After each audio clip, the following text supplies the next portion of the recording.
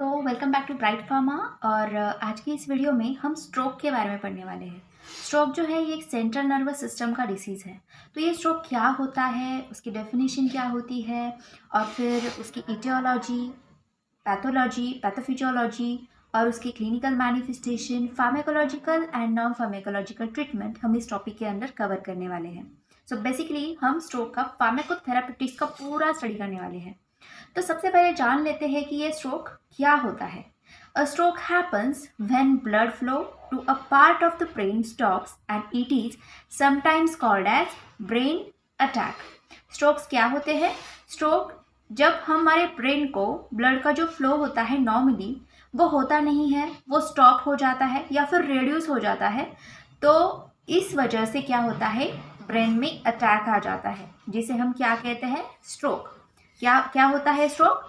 जब ब्रेन को ब्लड का सप्लाई कम होता है या फिर बंद हो जाता है ब्रेन के किसी पर्टिकुलर पार्ट में, पूरे ब्रेन को नहीं, किसी पर्टिकुलर पार्ट में जब ब्लड का सप्लाई रिड्यूस हो जाता है, स्टॉप हो जाता है, तो क्या आता है, ब्रेन अटैक आता है, जिसे हम क्या कहते हैं, जिसे हम कहते हैं स्ट्रोक। ठीक है, तो अब डेफिनेशन किस तरह से करेंगे स्ट्रोक की। A stroke occurs when the blood supply to a part of your brain is interrupted or severely reduced, depriving brain tissue of oxygen and nutrients within minutes, and brain cells begin to die.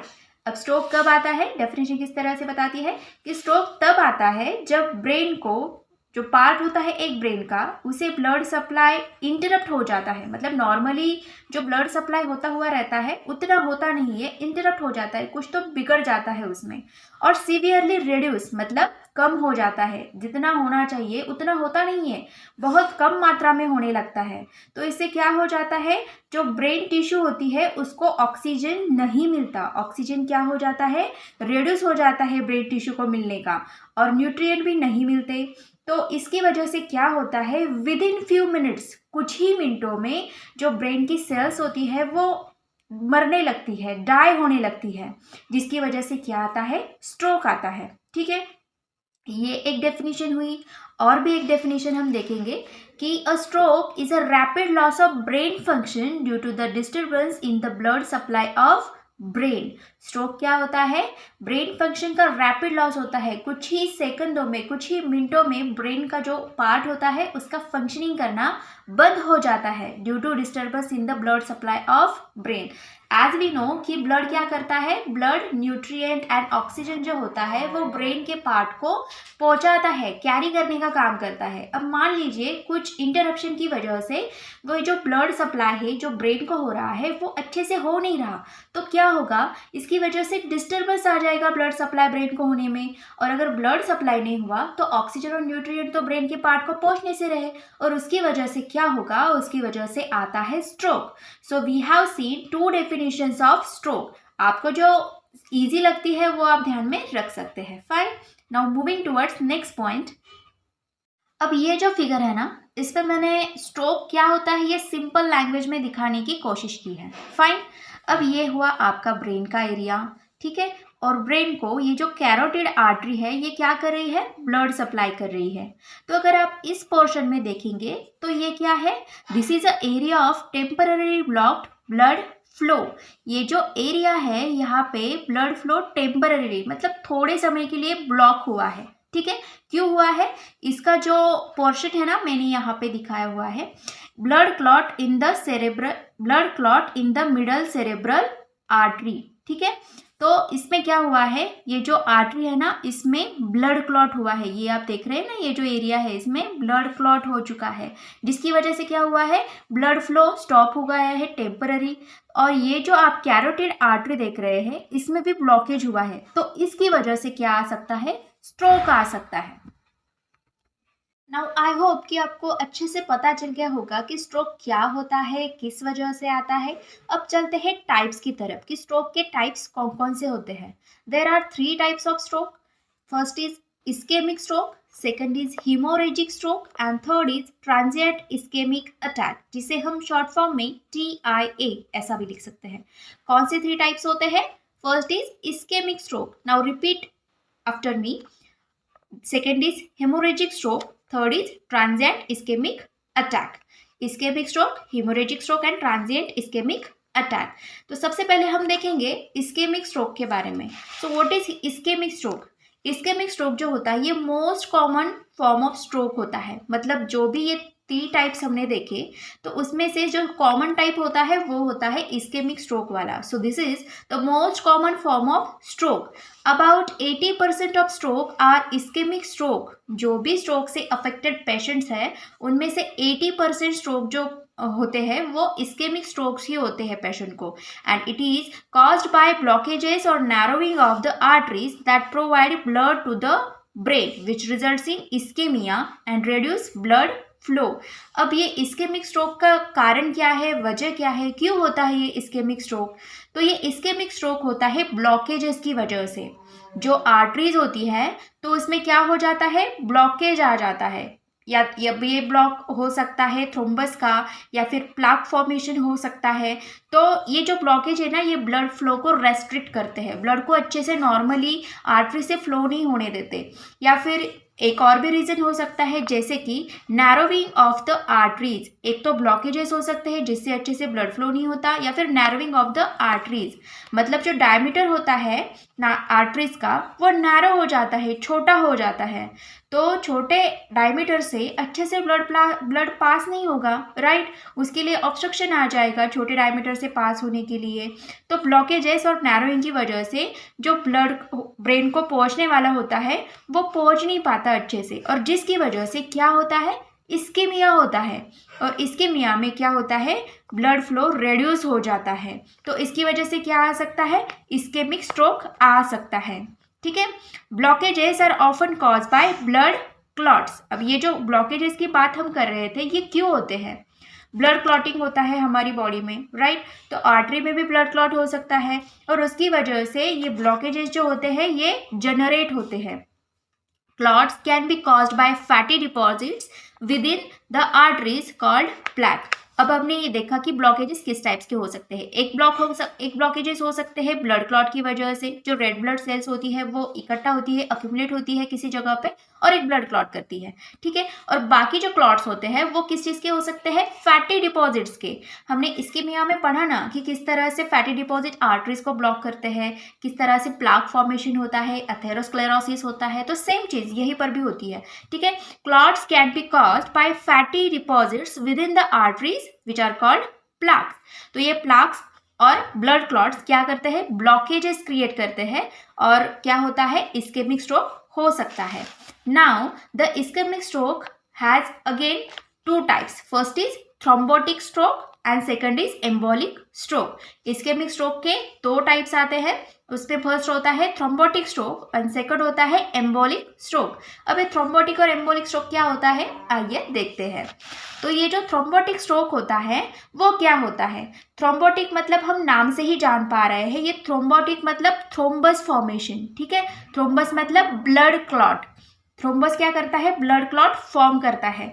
और thrombotic stroke occurs when a blood clot forms in one of the arteries that supply blood to your brain. Thrombotic stroke में क्या होता है, जो हमारी artery होती है जिससे ब्लड पास होता है ब्रेन को, उसमें क्या हो जाता है, थ्रोम्बस फॉर्मेशन हो जाता है, ठीक है। ब्लड क्लॉट फॉर्म हो जाती है जिसकी वजह से क्या हो जाता है, थ्रोम्बोटिक स्ट्रोक हो जाता है। ब्लड को ब्रेन को अच्छे से ब्लड सप्लाई नहीं होता इस ऑब्स्ट्रक्शन की वजह से।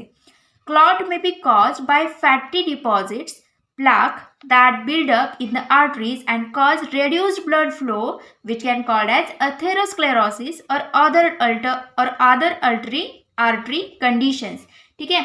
अब हमने क्या देखा, थ्रोम्बोटिक स्ट्रोक में क्या होता है, एक तरह पे ब्लड क्लॉट फॉर्म हो रहा है, मतलब थ्रोम्बस फॉर्मेशन हो रहा है। और दूसरी वजह क्या होती है, जो दूसरा क्लॉट होता है वो किस चीज़ का होगा, वो होगा फैटी डिपॉजिट्स का। जो फैटी एसिड्स होते हैं ना वो ब्लड में फ्लो होते रहते हैं, तो वो क्या करने लगते हैं, आर्टरी की वॉल पे प्लाक फॉर्मेशन करने लगते हैं जिसे कहते हैं atherosclerosis.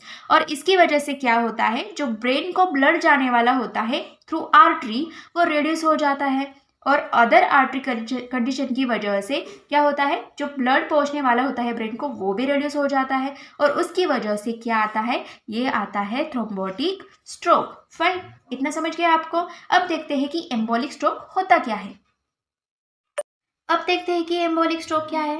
N embolic stroke occurs when a blood clot or other debris forms away from your brain, commonly in your heart, and is swept through your bloodstream to lodge in narrower brain arteries, and this type of blood clot is called an embolus. Embolic stroke जो होता है ये thrombotic stroke से अलग होता है। क्यों? क्योंकि इसमें जो ब्लड क्लॉट होता है ना एम्बोलिक स्ट्रोक में, वो ब्रेन के एरिया में फॉर्म नहीं होता। वो कहाँ पे फॉर्म होता है? जनरली हार्ट में फॉर्म होता है। ब्लड क्लॉट कहाँ फॉर्म होता है? हार्ट में। और हार्ट से वो क्या करता है? Swept through your blood stream. जैसे ही ब्लड पास होने लगता है ये क्लॉट भी क्या हो जाता है? उसमें स्वेप्ट हो जाता है और आगे चलकर ये नैरोवर ब्रेन आर्टरी में लॉज होने लगता है। मतलब वहाँ पे जाके ये सिचुएट हो जाता है, क्योंकि ब्लड क्लॉट जो होता है वो नैरो आर्टरी से पास नहीं हो पाएगा और इसकी वजह से वो क्या होता है? ब्रेन में, तो वो ब्रेन की आर्टरी में जाके तो वो सिचुएट हो गया है और इस वजह से क्या आ रहा है? इस वजह से जो स्ट्रोक आ रहा है ना उसको हम क्या कहते हैं? Embolic stroke. क्योंकि ये जो ब्लड क्लॉट होता है ना जो हार्ट से स्वेप्ट होके ब्रेन की नैरोअर आर्टरी में जाता है उसे कहते हैं एम्बोलस, और इस एम्बोलस की वजह से जो स्ट्रोक आता है उसे कहते हैं embolic stroke. So hope you understand. And second type of stroke is, जैसे कि अभी हमने देखा कि कौन कौन से टाइप्स होते हैं, तो उसमें से पहला था इस्केमिक स्ट्रोक, राइट। तो उसमें से दो सब टाइप्स हमने देखे, thrombotic stroke and embolic stroke. Now second type is haemorrhagic stroke. अब हिमोरेजिक स्ट्रोक क्या होगा? आप इमेजिन करके देखिए कि जैसे ही ये वर्ड बता रहा है ना कि हिमोरेज हो रहा है, वहाँ पे ब्लीडिंग हो रहा है, राइट। तो ये हिमोरेजिक स्ट्रोक किससे एसोसिएटेड होगा? हमारी ब्लीडिंग से एसोसिएट होगा, जो ब्रेन में ब्लीडिंग हो रही है उससे, ठीक है। अब डिटेल में देखते हैं कि हिमोरेजिक स्ट्रोक क्या है। It occurs when a blood vessel in your brain leaks और रप्चर्स। हिमोरेजिक स्ट्रोक कब होता है? जब हमारे ब्रेन में कोई ब्लड वेसल लीक होने लगती है या फिर रप्चर हो जाती है, टूट जाती है, तो उसमें से क्या होता है? हिमोरेजिक स्ट्रोक आ सकता है। Brain haemorrhage can result from many conditions that affect your blood vessels. अब हमने देखा कि ये ब्रेन की जो ब्लड वेसल है वो लीक होने लगती है या फिर रप्चर होने लगती है, लेकिन ये लीक और रप्चर होती क्यों है? इसका भी तो रीज़न जानना ज़रूरी है ना कि ये लीक और रप्चर का कारण क्या है जिसकी वजह से हिमोरेजिक स्ट्रोक हो रहा है। तो अगर हम ये लीक या फिर रप्चर कंट्रोल कर पाए तो ये हिमोरेजिक स्ट्रोक को भी कंट्रोल कर पाएंगे, राइट। तो हम जानते हैं कि ये लीक और रप्चर क्यों होती है ब्लड वेसल्स, ठीक है। तो this include uncontrolled high blood pressure which is hypertension. क्या होता है कि अगर पेशेंट को हाइपरटेंशन बहुत ज़्यादा बढ़ गई है, ठीक है, हाइपरटेंशन बहुत ही है, तो क्या होगा? जो ब्लड वेसल है ना, तो उसके अगेंस्ट जो ब्लड फ्लो होने वाला है वो ब्लड क्या करेगा? वेसल्स की वॉल पे प्रेशर क्रिएट करेगा, राइट। और वो तो अभी लोहे से बनी नहीं है हमारी ब्लड वेसल्स और ब्लड आर्टरीज, जो कितना भी प्रेशर होगा तो टॉलरेट कर लेगा, ठीक है। तो इस अनकंट्रोल्ड हाई ब्लड प्रेशर की वजह से क्या हो जाता है ना कि जो ब्लड वेसल है वो वीक हो जाती है, रप्चर हो जाती है, और उसकी वजह से क्या होने लगता है? जो ब्लड उससे पास होने वाला होता है ना, वो क्या होने लगता है? लीक होने लगता है। कहाँ पे? ब्रेन पे। सो ये एक रीज़न है अनकंट्रोल्ड हाई ब्लड प्रेशर। दूसरा रीज़न लीकिंग और रप्चर का क्या है? तो over treatment with anticoagulants or we can say blood thinning medication. Anticoagulant क्या करते हैं? कोएगुलेशन मतलब ब्लड को क्लॉट करना, ठीक है। और एंटी कोएगुलेंट मतलब ऐसे मेडिसिन जो ब्लड को कोएगुलेट नहीं होने देते या फिर ब्लड को क्लॉट नहीं होने देते, वो होते हैं एंटी कोएगुलेंट, जिसे हम ब्लड थिनिंग मेडिकेशन ऐसा भी कहते हैं। अब ये एंटी कोएगुलेंट क्या करते हैं? ये एंटी कोएगुलेंट ब्लड को थिक नहीं होने देते, ये ब्लड को थीन बनाते हैं, पतला बनाते हैं बिल्कुल, जिससे वो अच्छे से ब्लड आर्टरी से वेसल से पास होते रहे, राइट। अगर हमने इन एंटीकोएगुलेंट की ओवर ट्रीटमेंट ले ली, ओवर ट्रीटमेंट मतलब बहुत ज़्यादा खा लिए ऐसे एंटीकोएगुलेंट, तो होता क्या है कि ब्लड जो होता है ना वो बहुत पतला हो जाता है और उसका वॉल्यूम बढ़ जाता है, और बढ़ जाने की वजह से क्या होता है कि वो again blood vessel and blood artery की जो वॉल्स है उस पर प्रेशर क्रिएट करने लगता है, ठीक है। और उसकी वजह से क्या होता है?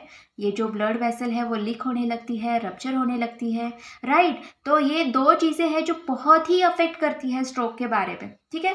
Third is trauma. ट्रॉमा की वजह से भी हिमोरेजिक स्ट्रोक आ सकता है। और ये एन्यूरिज्म्स। तो एन्यूरिज्म्स क्या होता है? एन्यूरिज्म मतलब जो ब्लड वेसल की वॉल्स होती है वो वीक होने लगती है, ठीक है। और ये जो वॉल्स होती है ना, उसमें एक्सेसिव स्वेलिंग आने लगती है आर्टरी की वॉल्स पे, ब्लड वेसल की वॉल पे, उसे कहते हैं एन्यूरिज्म। अगर उसमें वीकनेस आ रही है, स्वेलिंग हो रहा है, तो वीकनेस मतलब ये तो कभी भी रप्चर हो सकती है, ठीक है, टूट सकती है, इसमें लीकेज आ सकता है। तो ये जो 4 पैरामीटर है ना, ये हिमोरेजिक स्ट्रोक कॉज कर सकते हैं। अब इन हिमोरेजिक स्ट्रोक्स में से 2 मोस्ट कॉमन हिमोरेजिक स्ट्रोक कौन से हैं? तो उसमें से इंट्रासेरेब्रल हिमोरेज एंड सब एरेक्नॉइड हिमोरेज, ये मोस्ट कॉमन टाइप्स है हिमोरेजिक स्ट्रोक्स की। अब ये इंट्रासेरेब्रल यानी सब एरेक्नॉइड हिमोरेज होते क्या है, तो ये जानते हैं। Intracerebral haemorrhage is the most common type of haemorrhagic stroke. Intracerebral haemorrhage क्या है? ये इन दोनों टाइप में से मोस्ट कॉमन टाइप है हिमोरेजिक स्ट्रोक का। And it occurs when brain tissue is flooded with blood after an artery in the brain burst। ये कब आता है इंट्रासेरेब्रल हिमोरेज का स्ट्रोक? जब ब्रेन टिश्यू जो होता है वो ब्लड से पूरी तरह से फ्लडेड हो जाता है। फ्लड मतलब क्या होता है? पूरी तरह से पानी पानी जब हो जाता है ना, बारिश की वजह से नदियाँ भी ओवर फ्लडेड हो जाती है, उसी तरह से ब्रेन टिश्यू भी ब्लड से फ्लडेड हो जाता है। After N artery in the brain burst, जब हमारे ब्रेन की कोई भी आर्टरी बर्स्ट हो जाती है तो उसमें जो खून बाहर आता है उससे ब्रेन टिश्यू पूरी तरह से फ्लडेड हो जाता है। तो उसकी वजह से क्या होता है? इंट्रासेरेब्रल हिमोरेज होता है। और इस इंट्रासेरेब्रल हिमोरेज में क्या होता है? ब्लड वेसल जो ब्रेन में होती है वो टूट जाती है, बर्स्ट हो जाती है, और उसमें जो खून होता है वो पूरी तरह से ब्रेन टिश्यू में फैल जाता है। अब उससे क्या होता है? ये ब्लड जो पूरी ब्रेन टिश्यू में फैल गया होता है ना, वो क्या करता है? जो बाकी की ब्रेन सेल्स है आसपास के एरिया की ब्रेन की, वो डैमेज करने लगता है। और ब्रेन सेल्स जो ये लीक्स होता है उसके पीछे सिचुएटेड होती है, वो भी डैमेज हो जाती है, वो भी डिप्राइव्ड हो जाती है। और उसकी वजह से इंट्रासेरेब्रल हिमोरेज जो होता है ये बहुत ही सीवियर हो जाता है। क्यों? क्योंकि ब्रेन की जो अदर टिश्यू और सेल्स होती है वो भी डैमेज होने लगती है। अब इस हिमोरेज के कॉजेज क्या है इंट्रासेरेब्रल हिमोरेज के? तो फर्स्ट कॉज है कि हाई ब्लड प्रेशर, जैसे कि हमने पहले ही डिस्कस किया हिमोरेजिक स्ट्रोक क्यों होता है उसमें। तो हाई ब्लड प्रेशर की वजह से होता है, ट्रॉमा की वजह से होता है, अगर हमारी वेसल्स माल फंक्शंस कर रही है तो उसकी वजह से होता है, वेस्कुलर माल फंक्शन उसको कहते हैं।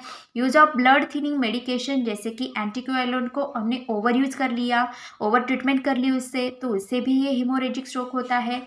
और अदर कंडीशंस में कॉज एन इंट्रासेरेब्रल हिमोरेज। तो ये कॉजेज होते हैं इंट्रासेरेब्रल हिमोरेज के। सेकंड टाइप होता है सब एरेक्नॉइड हिमोरेज। सेकंड जो टाइप होता है सब एरेक्नॉइड हिमोरेज का, वो कॉमन होता है, मतलब लेस कॉमन होता है as compare to cerebral hemorrhage, intracerebral hemorrhage. और इस स्ट्रोक में क्या होता है? Bleeding occurs in the subarachnoid space. कहाँ पे ब्लीडिंग होती है? सब एरेक्नॉइड स्पेस। अब ये सब एरेक्नॉइड स्पेस क्या होती है? सब arachnoid space is the area between the brain and the thin tissue that cover it. मतलब जो ब्रेन होता है ना हमारा, वो ब्रेन का जो सरफेस होता है और उसके ऊपर जो टिश्यू उस ब्रेन के सरफेस को कवर करती है, उसे कहते हैं सब एरेक्नॉइड स्पेस।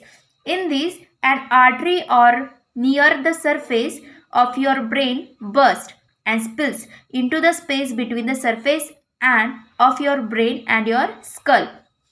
तो अभी अभी हमने क्या देखा कि सब एरेक्नॉइड स्पेस में क्या होता है? ब्लीडिंग होता है। अब सब एरेक्नॉइड स्पेस हमने पढ़ी कि सब एरेक्नॉइड स्पेस क्या होता है? जो हमारा ब्रेन होता है ना, ब्रेन का जो सरफेस होता है, मतलब आउटर मोस्ट लेयर जो होता है ब्रेन का, उसमें, और उसको कवर करने वाला कौन होता है? ब्रेन को कवर करने वाला वो होता है स्कल। मतलब कि ये है आपका ब्रेन का सरफेस और ये होता है स्कल। स्कल मतलब आपकी खोपड़ी, ठीक है, और उसके अंदर होता है ब्रेन। तो इसमें जो स्पेस होता है ये होता है सब एरेक्नॉइड स्पेस। इन दोनों में, ब्रेन में और स्कल में, ये होता है सब एरेक्नॉइड स्पेस। अब इसमें क्या होता है? अगर हमारी कोई भी आर्टरी इसमें बर्स्ट हो जाती है ब्रेन की, तो जो ब्लीडिंग है ये इसमें स्पिल हो जाएगा, ठीक है। और इसमें जो सब एरेक्नॉइड में जो ब्लड होता है वो स्पिल होता है, उसे कहते हैं सब एरेक्नॉइड हीमोरेज। ठीक है, अब ये जो सब एरेक्नॉइड हीमोरेज होता है, इसमें जो ब्लीडिंग होती है, तो हमको कैसे पता चलेगा कि सब एरेक्नॉइड हीमोरेज हुआ है? तो इसमें पेशेंट को क्या होगा, सीवियर हेडेक होने लगेगा अचानक से। मतलब ऐसा नहीं है कि पहले थोड़ा थोड़ा सर दर्द हो रहा था, उसके बाद में फिर बढ़ गया, फिर उसके बाद में बढ़ गया, ऐसा नहीं होगा। इसमें क्या होगा, अचानक से सीवियर हेडेक होने लगेगा। ठीक है, अब इस सब एरेक्नॉइड हीमोरेज के कॉजेज क्या है? So commonly caused by the bursting of a small sac shaped or berry shaped aneurysm। कैसे होता है ये? जो अनयूरिज्म होते हैं ना, अभी अभी हमने देखा कि अनयूरिज्म क्या होते हैं कि जो वेसल्स होती है, आर्टरीज होती है, उसकी वॉल वीक हो जाती है या फिर उसमें स्वेलिंग हो जाती है एक्सेसिव, उसे कहते हैं अनयूरिज्म। और ये जो हीमोरेजिक जो अभी हम टाइप देख रहे हैं सब एरेक्नॉइड हीमोरेज का, तो ये क्या होता है, ये जो small sac shaped berry shaped aneurysm होते हैं, उसके बर्स्ट हो जाने से ये सब एरेक्नॉइड हीमोरेज होने लगता है। After haemorrhage the blood vessel in your brain में वाइडन एंड नैरो रैक्टिकली। अब ये जो सब एरेक्नॉइड हीमोरेज होता है ना, उसके बाद में क्या होता है, जो ब्लड वेसल होती है वो वैसोस्पैज्म शो करती है। मतलब कभी कभी वाइड हो जाती है और फिर छोटी हो जाती है, वाइड हो जाती है, छोटी हो जाती है, वाइड हो जाती है, छोटी हो जाती है। मतलब कंस्ट्रिक्शन एंड रिलैक्सेशन वाला जो पैटर्न होता है उसे वैसोस्पैज्म कहते हैं, वो क्रिएट हो जाता है। And which causing brain cell damage by further limiting blood flow. और उसमें क्या होता है, ये वैसोस्पैज्म की वजह से वो ब्रेन सेल को डैमेज करने लगता है। क्यों? क्योंकि वैसोस्पैज्म से तो अच्छे से ब्लड फ्लो होता नहीं है, कभी कंस्ट्रिक्ट हो जाती है, कभी रिलैक्स हो जाती है। तो कंस्ट्रिक्शन की वजह से क्या होता है, अच्छे से ब्लड फ्लो होता नहीं है और वो लिमिट हो जाता है। इसकी वजह से ये जो सब एरेक्टॉइड हीमोरेज होता है ये वर्स्ट हो जाता है। ठीक है, now third is transient ischemic attack, जिसे हम TIA ऐसा भी कहते हैं। So here is a third type of stroke which is transient ischemic attack. This is a different from both kinds of stroke। ये जो transient ischemic attack होता है ये बाकी के जो तो हमने stroke के attacks देखे उससे different होता है। ischemic attack है hemorrhagic attack से। In this flow of blood to the brain is only briefly interrupted।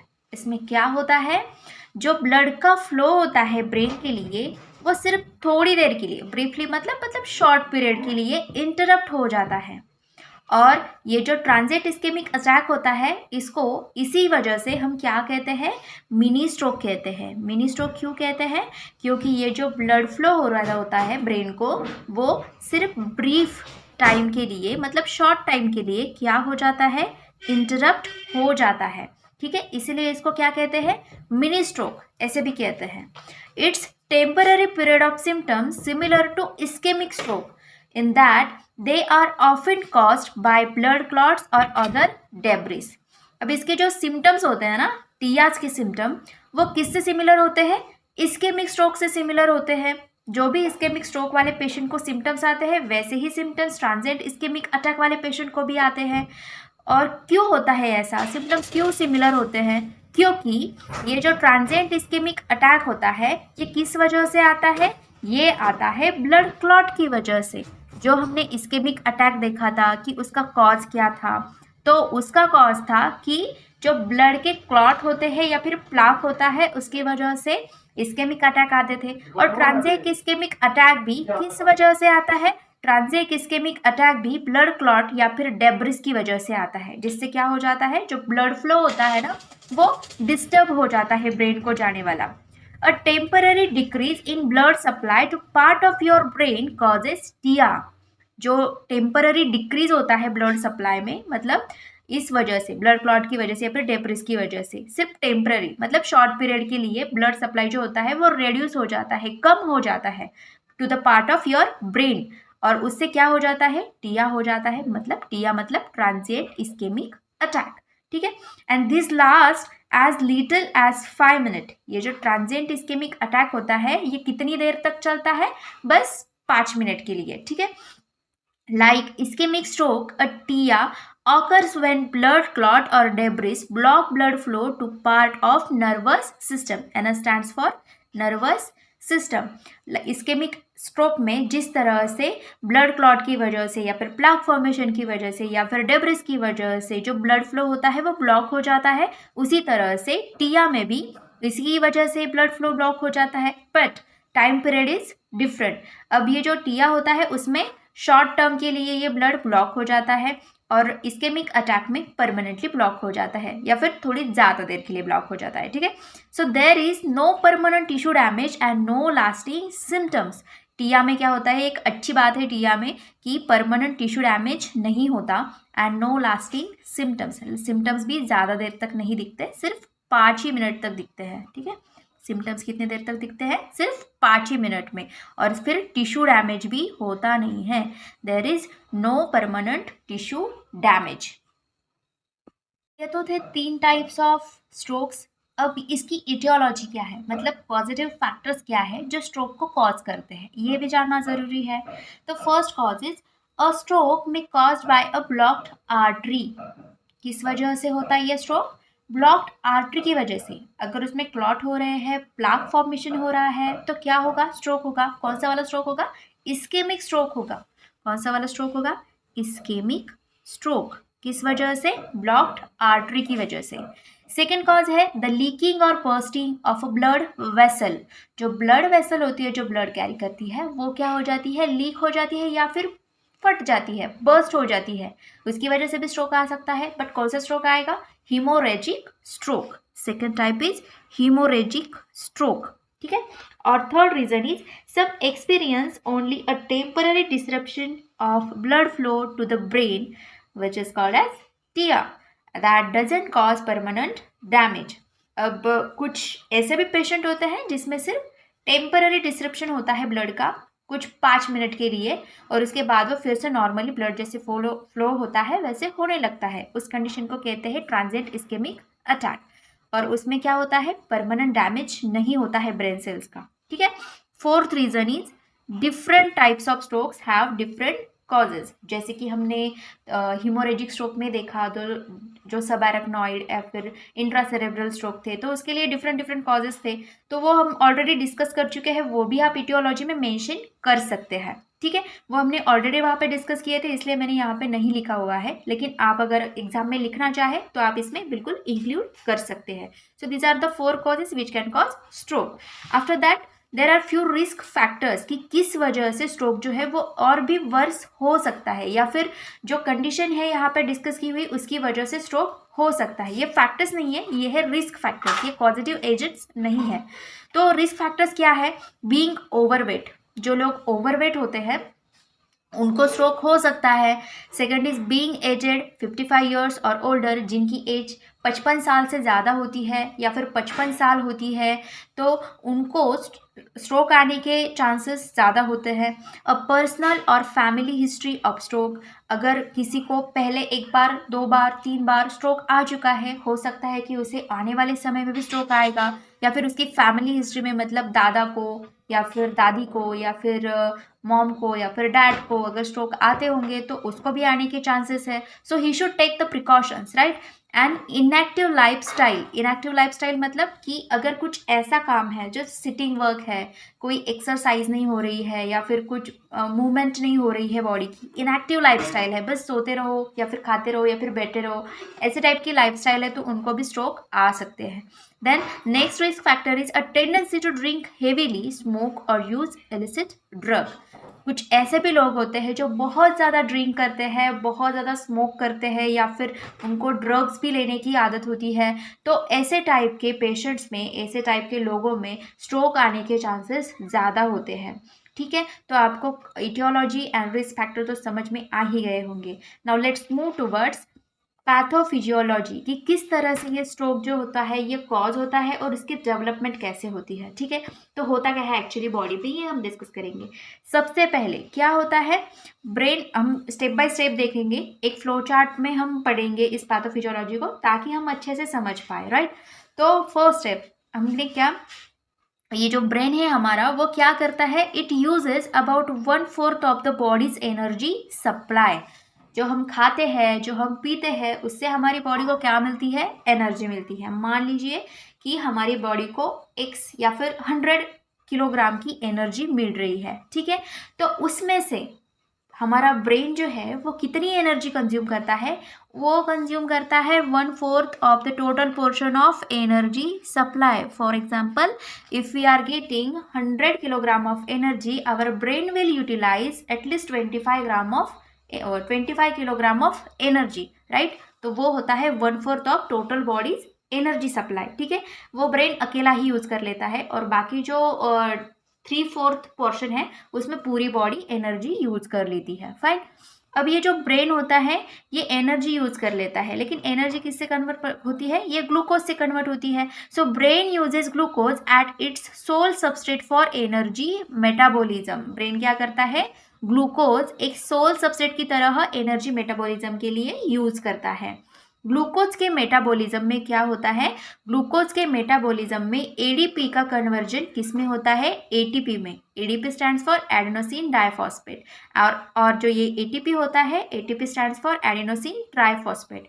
जो ग्लूकोज मेटाबॉलिज्म में क्या होता है, ये adenosine di, D stands for di, T stands for tri, तो डाई का कन्वर्जन होता है ट्राई में। So ADP converts into ATP. A constant supply, now let's see in the next step. A constant supply of ATP is needed to maintain neuronal integrity and to keep the major intracellular and extracellular balance. क्या चाहिए हमको, energy. Energy किस form में होती है, ATP के form में। ADP conversion किस में हो जाता है, एटीपी में। अब ये एटीपी क्या है, एटीपी है एनर्जी, हमारी बॉडी के लिए और ब्रेन के लिए रिक्वायर्ड है। हमारे ब्रेन को जब न्यूरोनल इंटीग्रिटी मेंटेन करनी होती है, न्यूरोनल इंटीग्रिटी मतलब जो भी नर्वस फंक्शन होते हैं हमारे नर्वस सिस्टम के, उसे कैरी आउट करने के लिए क्या चाहिए होता है, एटीपी चाहिए होता है हमारे ब्रेन को। तो इससे क्या होता है, ये जो एटीपी का कांस्टेंट सप्लाई होता रहता है ना हमारे ब्रेन को, तो वो क्या करता है, हमारी बॉडी में जो मेजर इंट्रासेलुलर और एक्स्ट्रा सेलुलर इलेक्ट्रोलाइट या फिर आयंस कहते हैं हम उसे, उसका बैलेंस मेंटेन करता है। अब इंट्रासेलुलर आयन कौन से होते हैं, उसमें से मेजर होता है पोटेशियम, और एक्स्ट्रा सेलुलर में मेजर जो आयंस होते हैं वो होते हैं कैल्शियम एंड सोडियम। तो इन दो चीज़ों का मतलब इंट्रासेलुलर आयन का और एक्स्ट्रा सेलुलर आयन का जो बैलेंस होता है वो मेंटेन करना ज़रूरी होता है।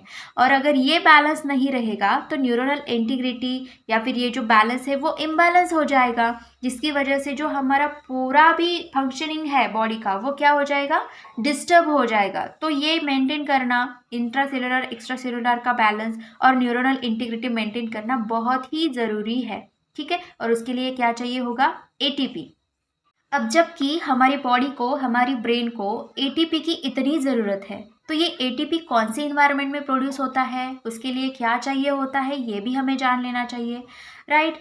तो ये जो प्रोडक्शन होता है एटीपी का, ये इफिशिएंट कहाँ पे होता है, ये this is more efficient in the presence of oxygen. ATP का जनरेशन मतलब एनर्जी का जनरेशन ऑक्सीजन की प्रेजेंस में बहुत ही इफिशिएंट होता है, मतलब अच्छे से होता है। बट ऐसा नहीं है कि सिर्फ ऑक्सीजन ही होगा प्रेजेंट तो ही एटीपी जनरेट होगा। एटीपी जनरेट तो हर बार होगा, क्योंकि ब्रेन को पता है एटीपी नहीं रहेगा तो क्या होगा, न्यूरोनल इंटीग्रिटी नहीं रहेगी, मैं अपना फंक्शनिंग खो दूंगा। तो किसी भी हालत में क्या इंपॉर्टेंट है, एटीपी जनरेट करना इंपॉर्टेंट है, फिर चाहे वो ऑक्सीजन हो ना हो। तो ब्रेन क्या करता है, ऑक्सीजन के अब्सेंस में भी एटीपी जनरेशन करना शुरुआत कर देता है। तो इसमें क्या होता है, brain cell undergoes anaerobic energy generation to get more energy. Brain cell को सिर्फ पता है कि हमें एटीपी चाहिए, क्यों, हमें सर्वाइव करना है, न्यूरोनल इंटीग्रिटी मेंटेन करनी है। तो वो क्या करता है, अगर ऑक्सीजन नहीं है तो ऑक्सीजन की अब्सेंस में अनएरोबिक, एरोबिक मतलब ऑक्सीजन के प्रेजेंस में और अनएरोबिक मतलब ऑक्सीजन की अब्सेंस में वो क्या करता है, एटीपी जनरेशन शुरू कर देता है। एटीपी जनरेशन मतलब एनर्जी का generation, to get more energy, और एनर्जी की ज़रूरत चाहिए होती है उसको, तो मोर एनर्जी पाने के लिए ये अनएरोबिक एनर्जी जनरेशन शुरू कर देता है। अब ये जो अनएरोबिक मेटाबॉलिज्म होता है एनर्जी जनरेशन में, वो क्या करता है, ये लेस एडेनोसिन ट्राइफॉस्फेट प्रोड्यूस करता है। मतलब एनर्जी तो प्रोड्यूस करता है, एटीपी क्या है, एटीपी है एनर्जी। ये एनर्जी प्रोड्यूस करेगा कौन, अनएरोबिक मेटाबॉलिज्म। ऑक्सीजन के अब्सेंस में भी एटीपी प्रोड्यूस करेगा, जरूर करेगा, लेकिन कैसे करेगा, लेस, कम करेगा। ये जितनी चाहिए होगी उतनी नहीं करेगा, उससे कम करेगा। और इससे क्या होगा, बाय प्रोडक्ट भी जनरेट होगा, लेस एटीपी तो जनरेट होगा ही, प्लस एक बाय प्रोडक्ट जनरेट होगा, रिलीज होगा, उसे कहते हैं lactic acid. Less ATP plus lactic acid will generate in the absence of oxygen. ठीक है. अब ये लैक्टिक एसिड क्या है? ये लैक्टिक एसिड है इरिटेंट. ये क्या करता है? ये जो लैक्टिक एसिड पैदा हुआ है ना इस पे बाय प्रोडक्ट करके, वो क्या करता है? It could potentially destroy cells since it is an acid. अब लैक्टिक एसिड है मतलब इसका नेचर है एसिड. अब ये एसिडिक होगा तो क्या करेगा? ये जो सेल्स होती है ना हमारी बॉडी में, उसको डिस्ट्रॉय करने लगेगा, क्योंकि ये एसिड है. एसिड बेस का बैलेंस जो है वो खत्म हो जाएगा, मतलब इम्बैलेंस हो जाएगा. नॉर्मली हमारी बॉडी में एसिड भी रहता है, बेस भी रहता है, लेकिन एक प्रोपोर्शन है.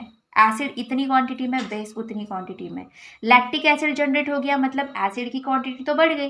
ठीक है. तो इसकी वजह से क्या होगा? एसिड बेस इम्बैलेंस हो जाएगा ब्रेन में, और इसकी वजह से क्या होगा?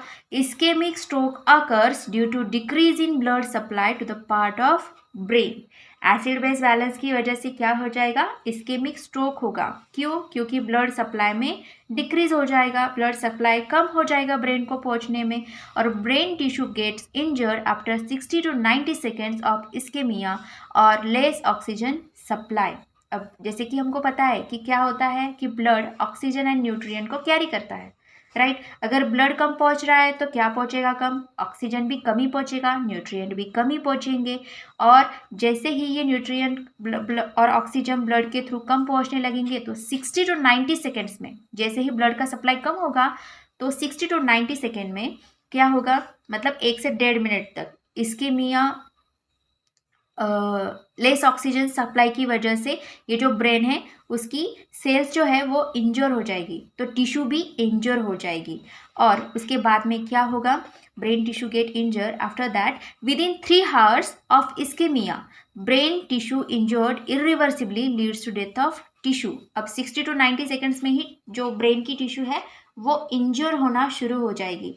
तो अगर 3 घंटे तक ऐसा ही चलता रहा तो within 3 hours of ischemia brain tissue injured irreversibly, मतलब जो टायर्ड हो रही है सेल्स, इंजर्ड हो रही है, वो फिर से दोबारा रिकवर नहीं हो पाएगी आने वाले 3 घंटों में. और क्या हो जाएगा? वो जो ब्रेन की सेल्स है और जो टिश्यू है वो डेड होने लगेंगी, उनकी डेथ हो जाएगी, leads to death of tissue. अब ये एक रीज़न हुआ जिसकी वजह से क्या हो सकता है? स्ट्रोक हो सकता है. ठीक है. अब कुछ और भी चीज़ें हैं जैसे कि अथेरोस्क्लेरोसिस. अथेरोस्क्लेरोसिस क्या करता है? Atherosclerosis reduces the diameter of blood vessels. क्या करता है अथेरोस्क्लेरोसिस? प्लाक फॉर्मेशन करता है जिससे ब्लड वेसल का जो डायमीटर होता है वो रिड्यूस हो जाता है, छोटा हो जाता है, नैरो हो जाती है ब्लड वेसल. और फॉर्मिंग प्लाक. प्लाक क्या होता है? फैटी एसिड का डिपॉजिट होता है जिसकी वजह से भी जो ब्लड वेसल होती है वो मतलब नैरो हो जाती है. Which reduces blood supply to the brain, जिसकी वजह से क्या होता है कि ब्रेन में ब्लड सप्लाई कम होने लगता है, और उसकी वजह से क्या आता है? स्ट्रोक आता है. सो this is the pathophysiology of stroke. हमने शुरू से देखा कि ब्रेन को 1/4 ऑफ एनर्जी चाहिए होती है, फिर ग्लूकोज का मेटाबॉलिज्म कैसे होता है, फिर एडीपी टू एटीपी कन्वर्जन कैसे होता है, और ये जो एटीपी होता है वो क्या करता है? वो न्यूरोनल इंटीग्रिटी के लिए इम्पॉर्टेंट है, इंट्रासेलुलर एंड एक्स्ट्रासेलुलर आयन का बैलेंस करने के लिए इम्पॉर्टेंट है. एटीपी जो होता है वो एरोबिक कंडीशन में अच्छे से इफिशियंटली एटीपी प्रोड्यूस करता है, और ऑक्सीजन की अब्सेंस में भी करता है लेकिन लेस एटीपी प्रोड्यूस करता है. उसके साथ साथ क्या होता है? लैक्टिक एसिड भी प्रोड्यूस करता है जो एसिड बेस इम्बैलेंस क्रिएट करता है और सेल को कील करने लगता है, डेड करने लगता है. ठीक है. और उसकी वजह से क्या होता है कि जो ब्लड का फ्लो है वो ब्रेन को जाता नहीं है, और उसकी वजह से इस्केमिक स्ट्रोक अकर होता है. उसी तरह से अथेरोस्क्लेरोसिस भी है जो डायमीटर कम करता है ब्लड वेसल का ड्यू टू फॉर्मिंग प्लाक, और उसकी वजह से भी ब्लड सप्लाई जो होता है वो ब्रेन को कम जाता है. सो all these parameters are responsible for causing stroke. So I hope you understood the pathophysiology of stroke. अगर आपको नहीं भी समझ में आ रहा है वन अटेम्प्ट में तो प्लीज़ आप वीडियो को थोड़ा सा रिवाइंड करें और फिर से एक बार पढ़ें. वैसे मैंने बहुत अच्छी तरह से समझाने की कोशिश की है आपको, फिर भी नहीं समझ में आता है तो अगर आप एक बार फिर से पढ़ेंगे तो आई नो कि आप अच्छे से समझ जाएंगे. As we have finished with pathophysiology, let's start with clinical manifestation. Clinical manifestation मतलब sign and symptoms क्या है stroke की. तो first clinical manifestation is trouble with speaking and understanding. जिस भी पेशेंट को stroke आता है तो उसको मतलब बोलने में या फिर कोई अगर बात कर रहा है तो उसको अंडरस्टैंड करने में प्रॉब्लम आती है। पेशेंट में एक्सपीरियंस कन्फ्यूजन, इसी के साथ साथ क्या होता है कि उसे लगता है कि वो कन्फ्यूज हो रहा है। There may be a slurring of speech और he may be feel difficult in understanding speech. अगर वो बोल रहा है तो थोड़ा सा स्लर स्पीच होगा उसका, या फिर अगर कोई बात कर रहा है तो उसको उसकी बात समझने में मतलब डिफिकल्टी होगी अंडरस्टैंडिंग में। सेकंड इज पैरालिसिस और numbness of the face, arm और लेग। तो इसमें क्या होता है कि पेशेंट को जो उसका फेस है, उसके हाथ है, पैर है, उसमें थोड़ी सी नमनेस और या फिर पैरालाइज्ड हुआ है ऐसा अब उसको फील होगा। पेशेंट में डेवलप सडन नमनेस, ये जो नमनेस होती है ये अचानक हो जाती है, उसमें वीकनेस आने लगती है या फिर उसे लगता है कि जैसे कि वो पैरालाइज हो गया है। फेशियल मसल जो होते हैं वो भी उसके वर्क नहीं करते, आर्म और लेग भी वर्क नहीं करते, नम हो जाते हैं या फिर पैरालाइज वो थोड़ी देर के लिए फील करता है। This often happens just on one side of patient body. अब ये जो नमनेस आती है फेस में, आर्म में, लेग में या फिर पैरालिसिस फील करते हैं, वो पूरी बॉडी में नहीं होता, सिर्फ एक ही पार्ट में होता है बॉडी के, ठीक है। Then visual effects. Visual effects मतलब जो पेशेंट्स होते हैं स्ट्रोक के, उनको ब्लर दिखने लगता है या फिर आंखों के सामने पूरा अंधेरा छा जाता है, जिसे हम ब्लैक एंड विजन कहते हैं। और ये एक आंख में भी हो सकता है, दोनों आंखों में भी हो सकता है। मतलब ऐसा हो सकता है कि एक आंख से आपको बिल्कुल अच्छा दिख रहा है, बिल्कुल ब्लर नहीं दिख रहा, या फिर ब्लैक दिख नहीं रहा, और एक आंख में हो सकता है कि सिर्फ ब्लर दिख रहा है, आंखों के सामने ब्लैक अंधेरा सा छा रहा है, या फिर ये दोनों भी आंखों में हो सकता है। Next is headache. Headache a sudden severe headache. क्या होता है, जिनको स्ट्रोक होता है ना उनको मतलब ऐसा छोटा छोटा सा हेडेक नहीं होता। फिर हमारे यूजुअल जो हेडेक होता है ना उसमें क्या होता है कि पहले छोटा सा हेडेक शुरू होता है, फिर वो कन्वर्ट होके मतलब बड़ा हेडेक बन जाता है, बहुत ज़्यादा सीवियर पेन होने लगता है। तो स्ट्रोक वाले हेडेक में क्या होता है कि सडनली बहुत ज़्यादा हेडेक शुरू हो जाता है with in few seconds, which may be accompanied by vomiting. अब इसके बाद क्या होगा, ये जो सीवियर हेडेक शुरू होने लगता है ना तो उसमें वोमिटिंग भी होने लगती है, चक्कर भी आने लगते हैं, और कॉन्शियसनेस भी जो थी ना पेशेंट की वो चली जाती है। उसकी वजह से क्या होता है कि कॉन्शियसनेस चली जाती है और हमें ये पता चलता है कि पेशेंट को क्या हो रहा है, स्ट्रोक हो रहा है या फिर वो स्ट्रोक से गुजर रहा है, ठीक है। Trouble with walking. Next is trouble with walking. जिस पेशेंट को स्ट्रोक आ रहा है वो अच्छे से वॉक नहीं कर पाता है, ठीक है।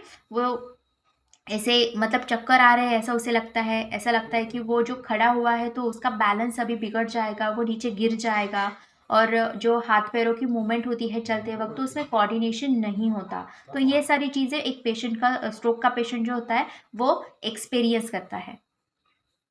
There are few complications of strokes. तो वो कौन कौन से कॉम्प्लिकेशन हैं? First is cerebral swelling. अगर किसी को स्ट्रोक होता है तो उसमें सेरेब्रल स्वेलिंग हो सकती है, मतलब इडेमा भी हम उसे कहते हैं।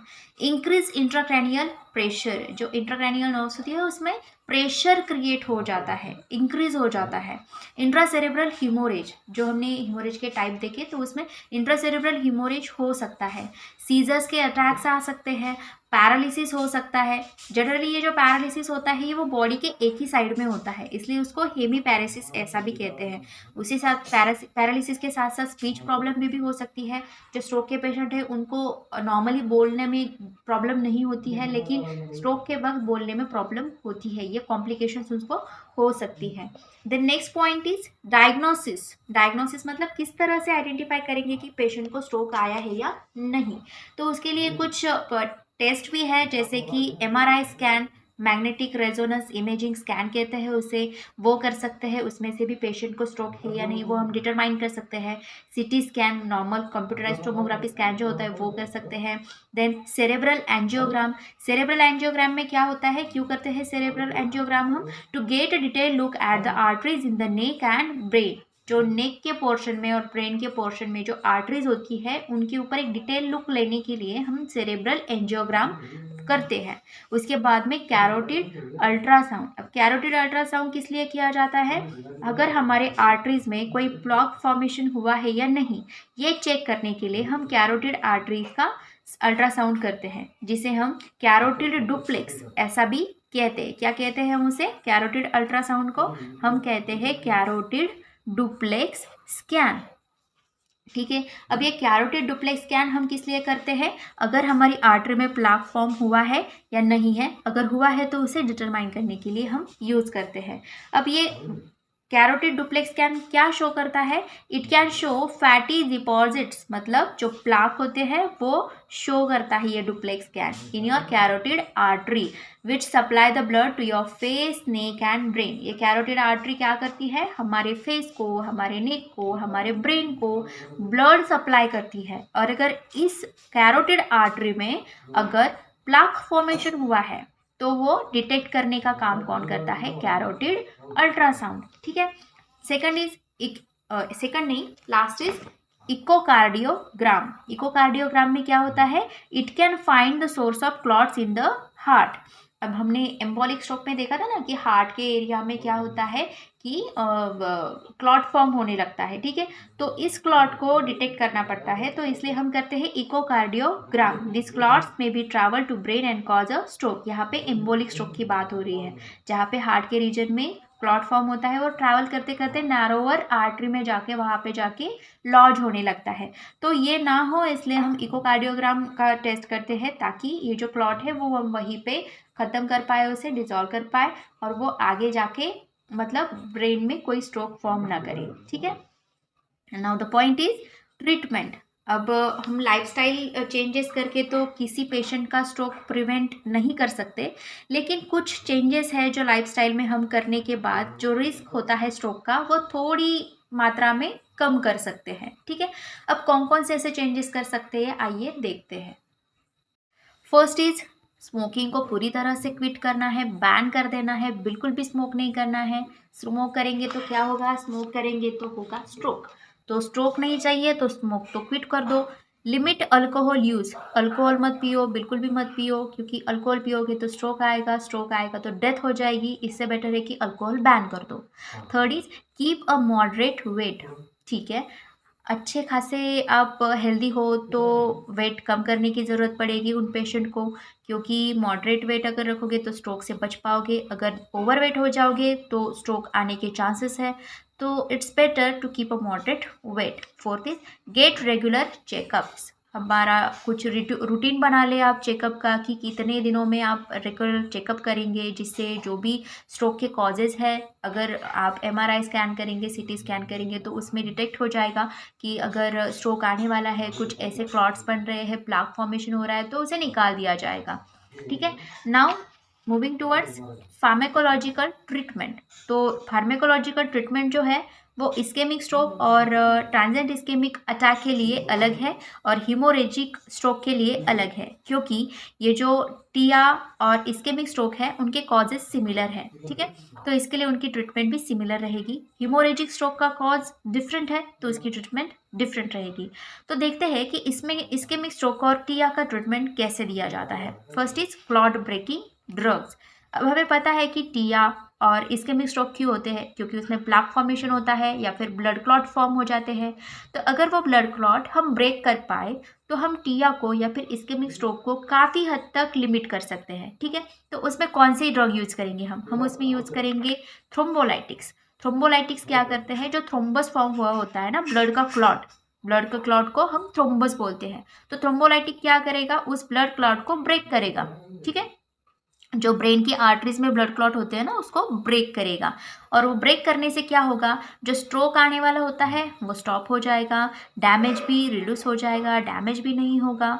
अब इसके लिए कौन कौन से थ्रोम्बोलाइटिक ड्रग्स हम यूज़ करेंगे? तो उसमें लिए हम यूज़ करेंगे टिश्यू प्लाज्मिनोजेन एक्टिवेट, एक्रोनिम उसका TPA, और अल्टीप्लेज 4। ये जो थ्रोम्बोलाइटिक ड्रग्स हैं हम क्लॉट ब्रेकिंग ड्रग्स में यूज करेंगे। Second is mechanical thrombectomy. अब मैकेनिकल थ्रोम्बेक्टोमी, इसमें क्या करते हैं? जो डॉक्टर होते हैं ना, डॉक्टर वो क्या करते हैं? एक कैथेटर होता है, कैथेटर मतलब एक रबर ट्यूब होती है जिसे लार्ज ब्लड वेसल में डॉक्टर लोग इंसर्ट करते हैं हमारे हेड में। ठीक है, और उस कैथेटर के अंदर एक डिवाइस होता है। वो डिवाइस क्या करता है? जो भी क्लॉट फॉर्म हुआ होता है हमारे ब्लड वेसल में, उसे पुल करता है, खींच लेता है उसे, सिर्फ क्लॉट को। और फिर जो अगर एक बार वो डिवाइस वो क्लॉट को खींच लेता है तो फिर वो कैथेटर भी रिमूव हो जाता है, मतलब रिमूव कर लेते हैं डॉक्टर।